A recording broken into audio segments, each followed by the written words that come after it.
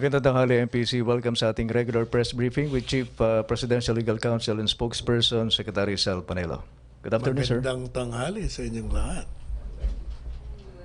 Question na, sir? Nakangiti na si Maricel, siguro may tatanong. Oh, si Maricel na una. Maricel. Hi sir, good morning. Sir, Morning. statement po ni Senator Amy Marcos na dapat i-cut na raw natin yung diplomatic ties with Iceland. What's your thought on this, sir? Hayaan ko na si DFA Secretary Teddy Boy niya. Yan ang linya niya. Pero sir, Hindi masama. Kung gumagawa sila ng mga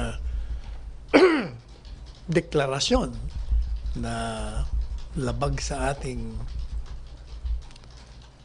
kasarinlan at pumapasok sila sa loob ng pamamaraan ng pamalaan upang sirain ang sindikato ng droga sa ating bansa na sumisira sa halos buong pamilya ng ating bayan, baka kailangan na rin. meaning sir, you're not closing your door to the idea Oh of yes. cutting the ties. Pero, Hayaan natin, of course, we will leave that to the President. pero sir, if ever lang po na matuloy nga yung pinupush for cutting the ties between Philippines and Iceland, how will it affect the Philippines? Well, how will it affect us? Ano bang relasyon natin sa Iceland in the first place? Wala naman tayo. Wala tayong embassy doon eh. Walang sila rito eh. And how about, sir, yung trade relations at saka po yung mga Filipino workers na nakabase dun sa Iceland? Meron ba tayong Gano'n ba karami? Oh, well, pero alam mo, lahat yan, all of that are taken into consideration. Titingnan natin kung what is the best interest for the country we will pursue. Thank you, sir. Thank you, Maricel. Still on the cutting up diplomatic ties. Follow up on that? Okay. Celerina. Sir, sinabi po ninyo na kung gumagawa ang Iceland ng deklarasyon na labag sa ating kasarinlan, so sa tingin nyo po ba yung pagsasampa or panghihikayat ng Iceland sa ibang mga bansa para imbestigahan yung mga umano ay paglabag sa karapatang pantao dito sa bansa natin ay posibleng maging dahilan para yun nga, putulin natin ang ating relasyon o ugnayan sa Iceland? Oo naman, kasi pag ang isang bansa ay nagpapahayag ng mga posisyon na makakasira sa ating kasarinlan o sovereignty, kailangan talagang putulin natin ang relasyon natin sa kanila. Kung wala silang gagawin, siraan lang tayo ng siraan. Sa mga kalakaran na hindi naman batay sa tunay na pangyayari dito sa ating bayan. Ipag-uutos po ba ng Malacañang sa ating panlabas na ugnayang departamento na putulin na yung ating ugnayan sa Iceland? Hahayaan natin ang ating Pangulo na magbigay ng kanyang pinal na hatol sa mga panawagan na putulin na natin ang ating pakikipag-ugnayan sa isang bansa na kagaya ng Iceland. Salamat po. Thank you. Follow up on that. Pwede naman mag-taglish, pwede. Pwede. At Shona, please. Sir, dahil buwan ng wika ngayon. Joke lang, advance. Sir, yung Pilipinas ba ay gagawin din ba ang ginawa sa ICC na umalis sa ICC? Gagawin din ba yan ng Pilipinas na umalis sa United Nations? Gaya nga na sinabi ko, hayaan natin ang Pangulo ng Bansa na magbigay ng kanyang pang-tapos na posisyon dito. Final decision on this matter. Sapagkat siya ang pangunahing arkitekto ng foreign policy sa ating bayan. Sir, bakit po ayaw ng Pilipinas na makapasok dito ang United Nations Human Rights Council? Isn't it a good opportunity to tell the world, i-correct na, sabi nyo nga, they are misled, misinformed sa anti-drug war campaign. Why not use this opportunity to inform them na mali yung kanilang perception? Unang-una, gaya ng sinabi ko na nung mga nakaraang araw, kung gusto ng isang bansa at kung sila ay seryoso sa kanilang pag-alala sa paglabag ng karapatang batas dito sa ating bayan, ang gagawin lamang nila ay magbigay ng komunikasyon o sulat sa ating formal. At tanungin tayo, kaugnay sa mga kalakaran, kaugnay dito sa digmaan laban sa droga na nilunsad ng Pangulong Duterte simula sa kanyang pag-upo bilang presidente. Pero hindi nila ginagawa yon. Hinahayaan nilang makinig sa mga kasinungalingang nakakarating sa kanila, sa mga walang batayang pahayag ng mga kalaban ng administrasyon, at pinaniniwalaan nila. At binibigyan na nila ng katulan na tayo dito sa ating bayan, ang ating pamahalaan, ay nasa likod ng sinasabi nilang extrajudicial killings. Kinakalimutan nila na ang lahat ng mga namamatay sa police operations na nilulunsad ng PNP ay nakarecord ito.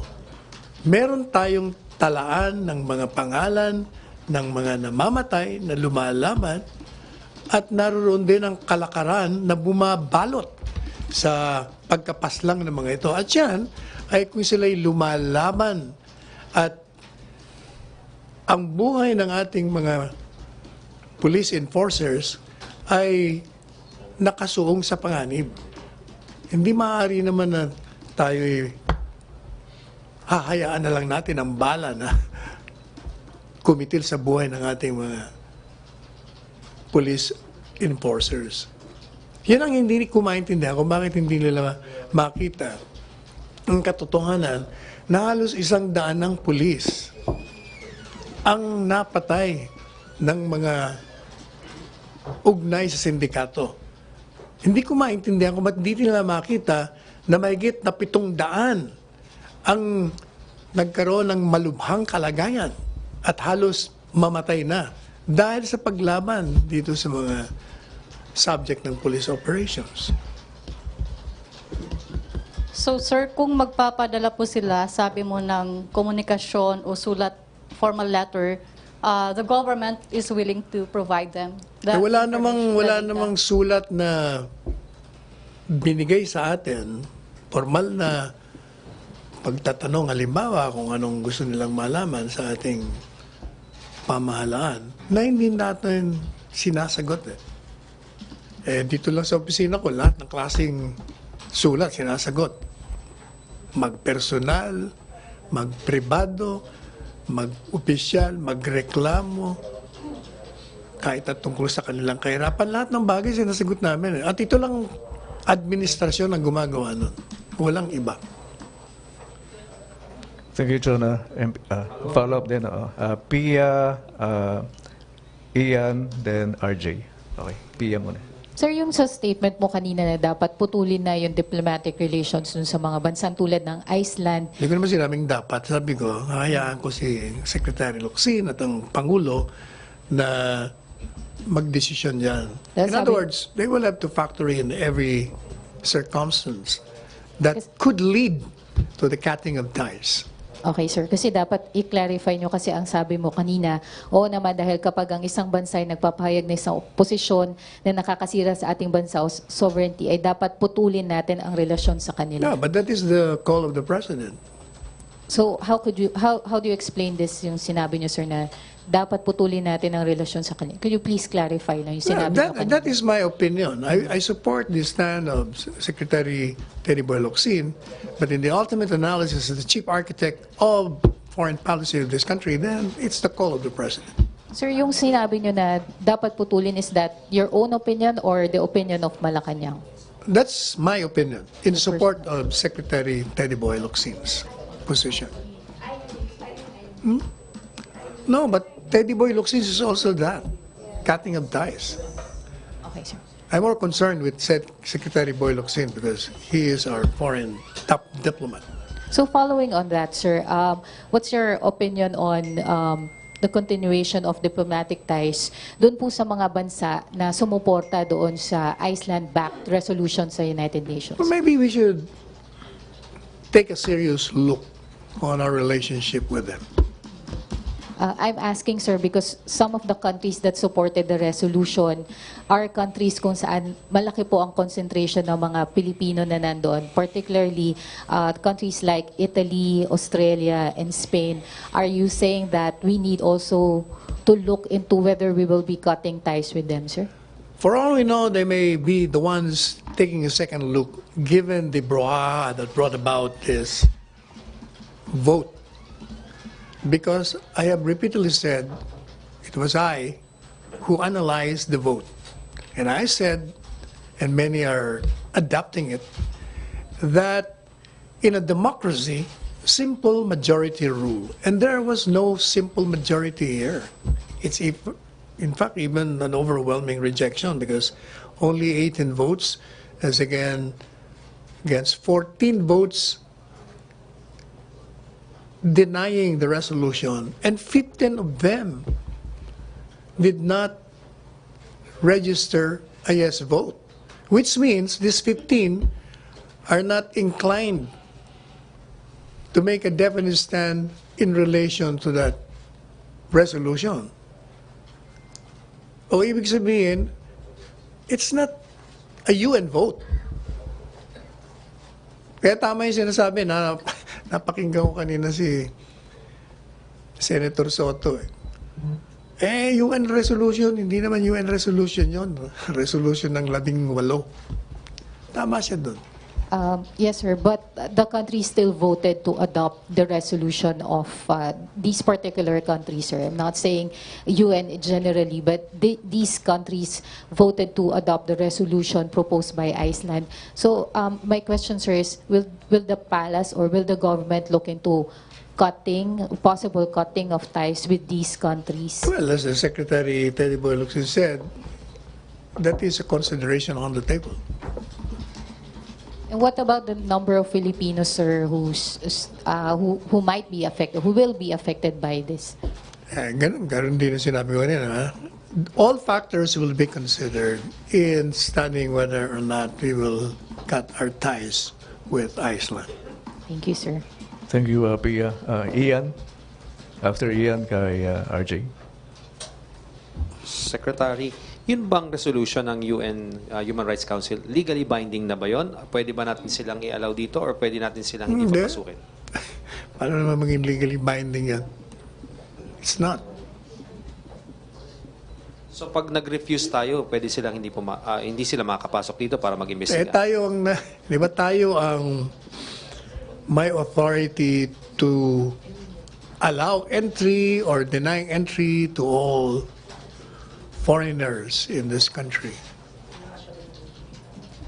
Ian, okay na. Pero yun nga sir, no, sabi nga dun sa isang question kanina, hindi ba ito magiging chance natin na ipakita na wala talaga itinatago ang Pilipinas? Dati naman tayo walang tinatago. Ano pa ipapakita natin? Gaya na lang sinabi ko, lahat ng mga nangyayari dyan sa digmaan, laban sa droga, ay nakatala. Recorded lahat yan.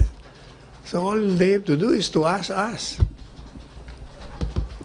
Not to prejudge us. Okay. RJ, still on the issue. After RJ, sige na. Sir, kung susulat sila, the UN, asking the Philippine government to clarify things related to the president's drug war, is the Philippines willing to share all the documents and records pertaining to this drug war? Not to clarify. They ask us, how many deaths are there in connection with the police operations? Or we will respond, per PNP, these are. the figures. No documents, no records to be given. You know, they have to believe what this government tells them, because this government doesn't lie. All right, thank you. It Yeah. behooves them to render respect to a sovereign state. Hi, sir. Sir, will Malacañang considering sending perhaps a representative to the UN to question the validity of the resolution which was adopted? But Secretary Boylocsin has already made a speech there questioning the validity, as I've questioned the same. Because as I said, it does not reflect the majority, even a simple majority. It should be unanimous.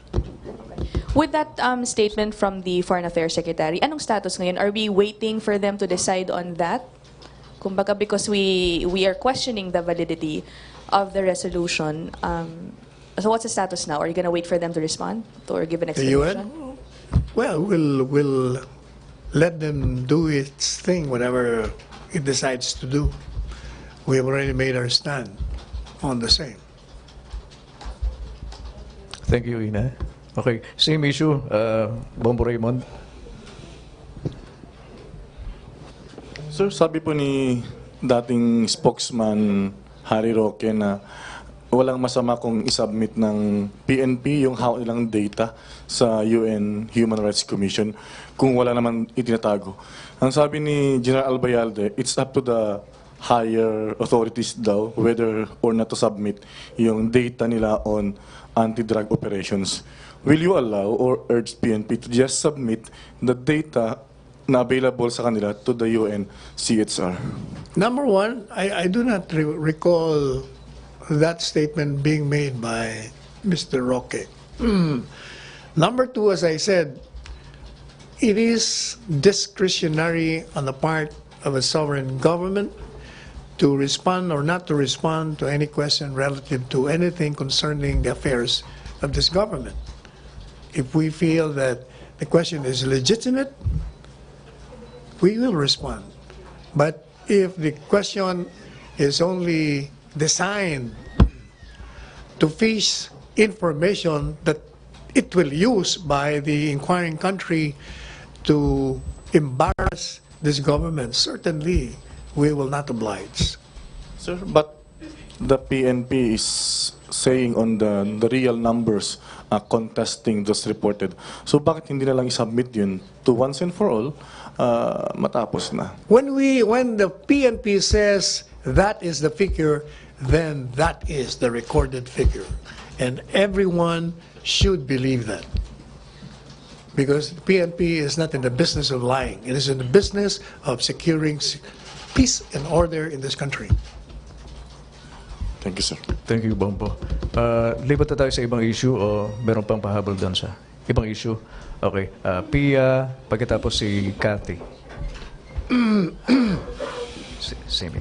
Yeah. Sir, can we confirm the report na ayaw na daw ni Pangulong Duterte na ipahawak sa FISGOC yung organization ng SEA Games? Hindi ko pa siya nakakausap tungkol doon. I have to ask him para sigurado na sagot natin. Thank you, sir. Okay. Follow up doon sa issue kay Pia. Pero hindi ba parang tama rin if ever, sir, kasi it should be the government or the Philippine Sports Commission or that is really in charge of the overall operations sa Asian Games?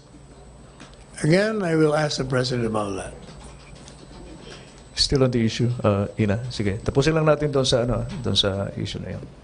Sir, yung SEA Games hosting involves a big amount, 5 or 6 billion pesos, I believe. As far as Malacañang is concerned, who should be managing those funds? Which agency? It should be tourism, plus the one Tourism? involved in the structuring of the Southeast Asian Games. Could it be a private foundation like FISGOC? I do not know if that can be done. If private entities come in, I think there should be a bidding process for that. So right now, sir, if we were to ask you, what government agency should be managing the funds for the SEA Games? As far as I know, it should be the Department of Tourism Sir, because it's Hindi ba Philippines, the sports agency, sir, PSC or POC? they could collaborate maybe, but when you hold an international event that will attract tourists, and principally that should be Department of Tourism. Okay. Thank you, sir. Thank you, Ina. Lipat na tayo sa ibang topic. Catherine, then si Tina. Pagkatapos si Ian. Kat, please.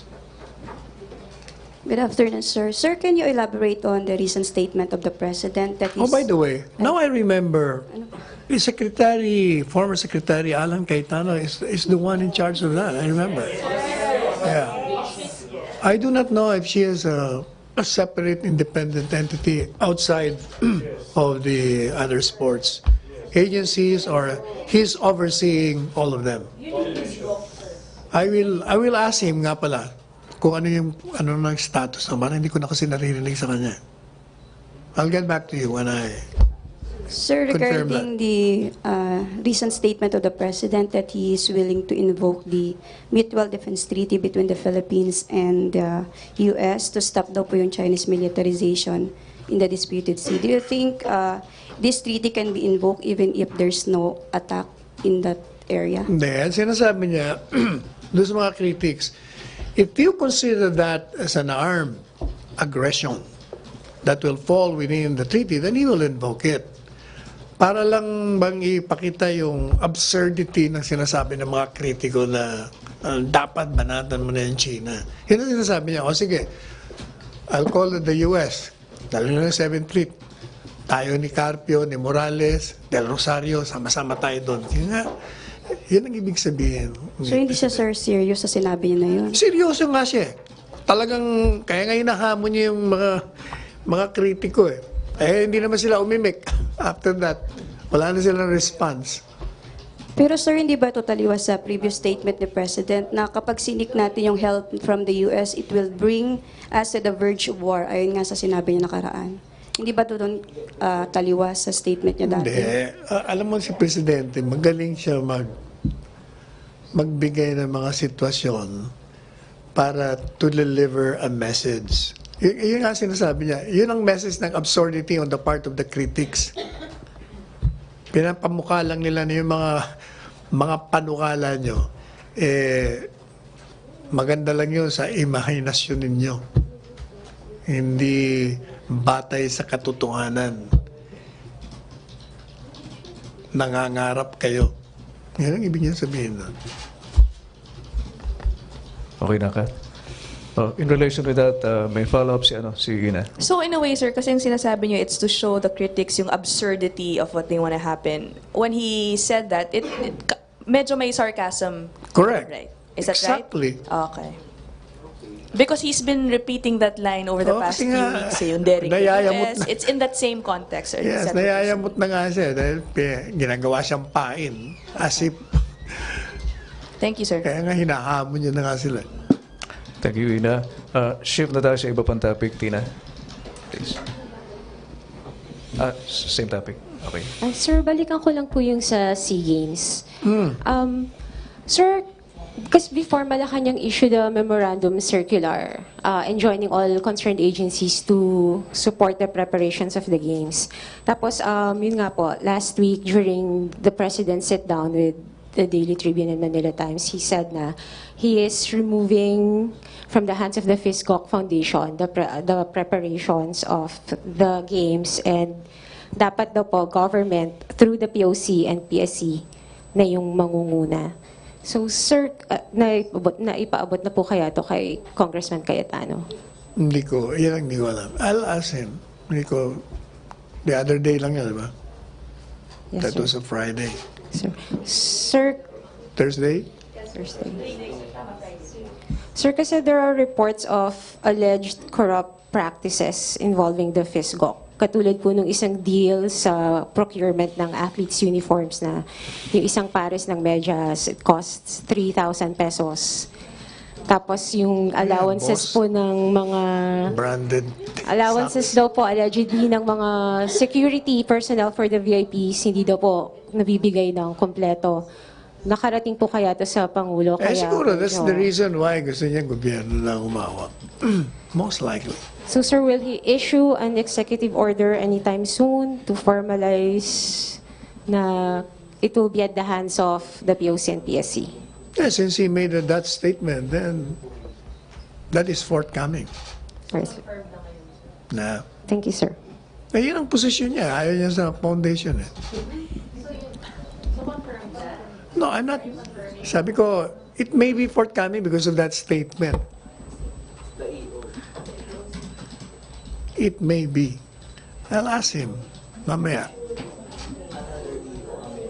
Okay, Tina. Okay na doon. Shift na tayo sa ibang topic uli. Ian, balik tayo kay Ian.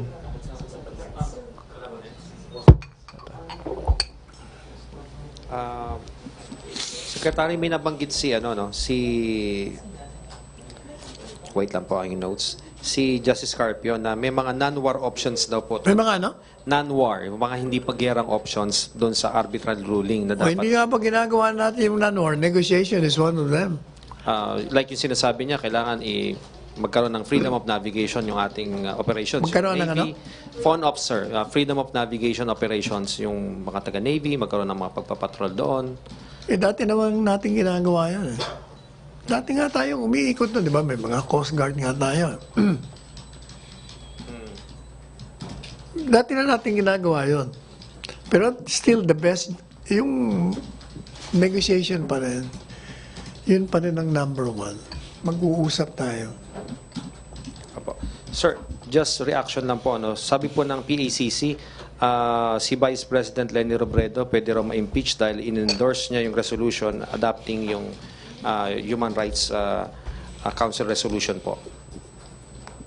PACC ba o yung isang miyembro ng PACC?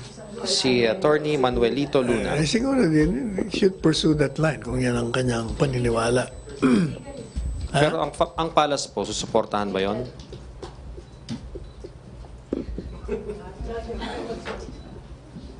If you consider the statement of the Vice President as, what does he consider it? Ano bang sabi niya? Bakit daw? Is ignorance a betrayal of the public trust? That's my response. If gross ignorance is the ground for impeachment, is that the ground under the Constitution?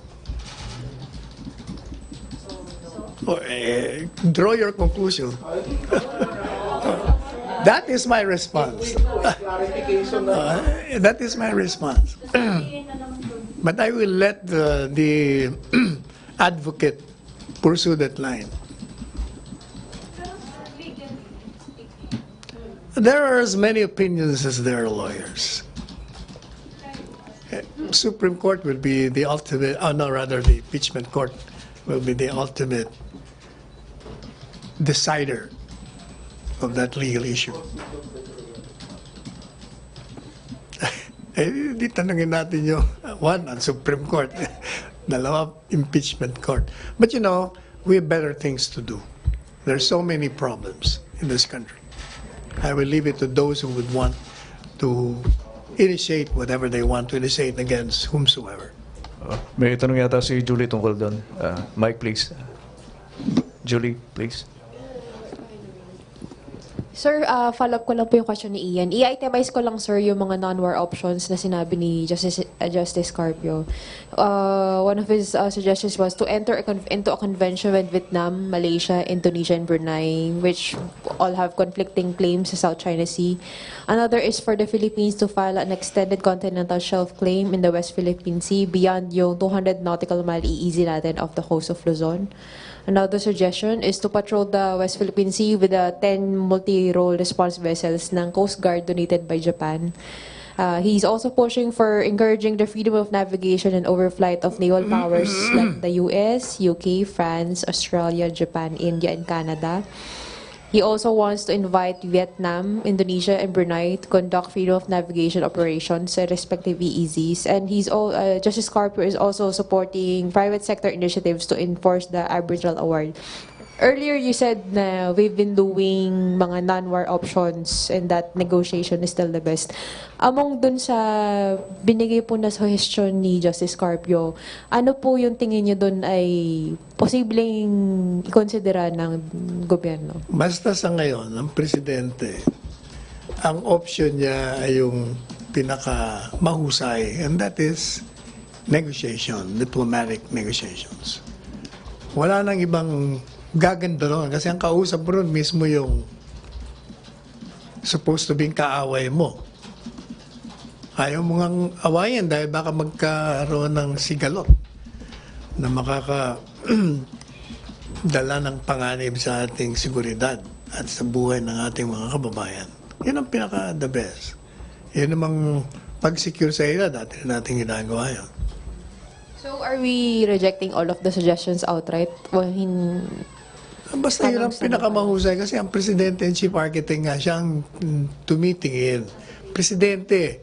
Now, kung pagpipilitan ng mga kritiko yung kanilang gusto, siguro sa susunod na halalan, tumakbo sila ang presidente. Para pag sila na naging presidente, lahat ng gusto nila, pwede na nilang gawin. Kung sila na rin ang chief architect. Sa ngayon, ang presidente, pinag-aralan na lahat yan. At pinili niya ang pinakamatalino, hindi mapanganib na solusyon. At kaya nga nagkaroon nga ng tinatawag na diplomatic relations, idadaan ang lahat na sigalot, lahat ng hindi pagkakanaunawaan ng mga bansa sa pamamagitan ng pag-uusap. At baka sakali sa pamamagitan ng komunikasyon ng dalawang bansa ay magkaroon ng solusyon ang anumang hindi pagkakasunduan.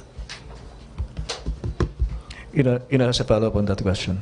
Ina, please. Sir, because late last month, the President in one of his speeches actually asked kung basically, kung merong makakapag-offer daw po sa kanya ng solutions on how to enforce the ruling, the Hague ruling, kumbaga bigyan siya. And now we have these actually, I think 6 options offered. Are you saying na yung lahat na option matagal nang kinonsider noon pa ni presidente yan Hindi pa siya presidente napag-aralan niya na yan. Alam mo, pagtatakbo kang presidente, dapat alam mo na lahat ng gagawin mo. Nakapili na nga siya, ito the best. At nakikita naman ninyo ang nagiging resulta. So there's no more changing the President's mind, no matter how many more possible options are presented to him? Yun na nga ang magandang option sa kanyang pananaw. Thank you, sir. Thank you, Ina. MPC, last 2 questions. Okay. Rose. Other topic, okay. Hi sir, good afternoon po. According po sa isang report ng US-based non-government organization ng Armed Conflict Location and Event Data Project, ang Philippines daw po ang isa sa pinaka-mapanganib na lugar para sa mga sibilyan. Dahil po nung start ng 2019, meron pong 490 civilians reported deaths at dahil daw po ito sa war on drugs. Yun po yung source ng violence. I agree, no? Mapanganib ang bansa sa mga kriminal, sa mga corrupt, sa mga kasama sa sindikato ng droga, talagang mapanganib. Kasi hindi naman ito ang ating mga law enforcement against criminals and drug lords, pushers, who are destroying the fabric of our society. Talagang mapanganib dito. Kaya kung kayo mga kriminal, punta kayo sa bansa natin o mga miyembro ng sindikato, talagang mapanganib dito. It's really dangerous. At yung, alam mo yung sinasabi kasi nila, yung mga civilians, alam mo na, ang nakakatawa, ang figure ng PNP, 5,000 plus. Official record yun. Sabi nila 27,000. Sinama nila lahat ng homicide cases Mga namatay sa aksidente, reckless imprudence resulting to homicide. mga pinatay ng mga ordinaryong civilian, na iba naman ang motibasyon nila siguro dahil galit, selos, pagkasira sa negosyo, away sa negosyo. Maraming ano eh. Sinama nila lahat doon, kaya aabot siguro ng 27,000 yun. Pero yung war on drugs, yun lamang ang figure kasi yun ang mga lumaban. Pero palagi nilang kinakalimutan yung sinabi ko na kanina na halos 100 na ang patay sa mga pulis. Mahigit 700 naman ang serious condition. Nag-survive lang sila. Ba't hindi ko maintindihan, ba't hindi nila kinukonsider yun? Kasi kung state-initiated yun, ay walang mamamatay na pulis. Maniwala kayo. Wala. Kasi kung state-initiated, binaril na lang kagad yan, tapos na kagad ang labanan. The fact that there are casualties, ibig sabihin talagang lumalaban. Saka you should consider na pag-involve ka sa drugs, talagang iba ang tingin mo sa tao. Thank you, Secretary Panelo. Rose, follow-up? No more. Follow-up doon, RJ. Okay, si Ian muna pagkatapos si RJ. Last question na tayo kay RJ o meron pang issue? Wala na. Okay, last tayo kay RJ. Ian muna. Secretary, Ian. next Monday, SONA na. How's the preparation of the President and ano po yung inaasahan nating major topic na tatalakayin niya sa SONA? Alam ko lang na sinabi niyang babanggitin niya yung he will educate his critics on the constitutionality of his moves in the West Philippine Sea. The others, hindi ko alam kung ano pang sasabihin niya. He is a man of surprises. Okay na yan. Last question, RJ. Chona, may follow-up tungkol doon sa SONA? Wala. Sir, Thursday na raw yung meeting ni President with 64 customs employees instead of today.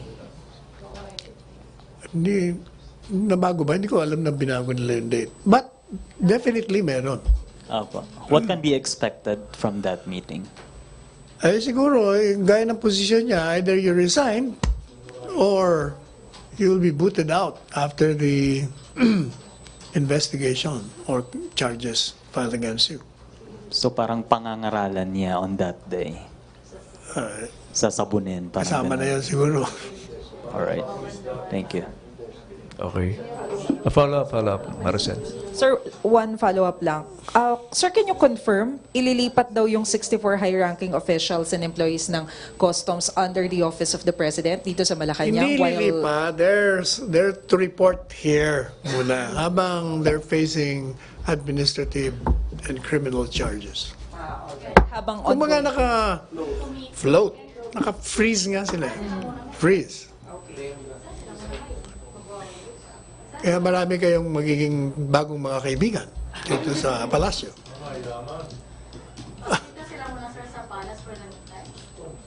Dito sila magre-report. Mike, please. Sir, sorry, clarification. Ire-report meaning they have to come here every day or pag pinatawag lang ni Presidente? Siguro, ang ibig lang sabihin nun, naka-float ka. So, hindi mo pwedeng gawin yung dati mong ginagawa. Yun ang ibig sabihin nun. Okay, so they don't have to report here every day? Figure of speech lang. Yun lang ang ibig sabihin nun. Chona? Pwede sila mag-report sa inyo kung gusto nila. So, sir, saan sila magre-report sa work for the meantime? Sabi ko nga, pwede sila mag-report sa MPC, dito sa inyo eh. Ito yung interview nyo. Malinaw na, Chona. Sir, kay Piñol, kailan siya mag-assume as Secretary of Mindanao Development Authority? Wala pa ako naririnig na final. MPC? No more? Okay na? Maraming salamat, MPC. Maraming Thank salamat. you. Now I can Chief have Presidential my Legal Counsel breakfast. Salvador Panelo. Balik tayo sa PTV at Radyo Pilipinas.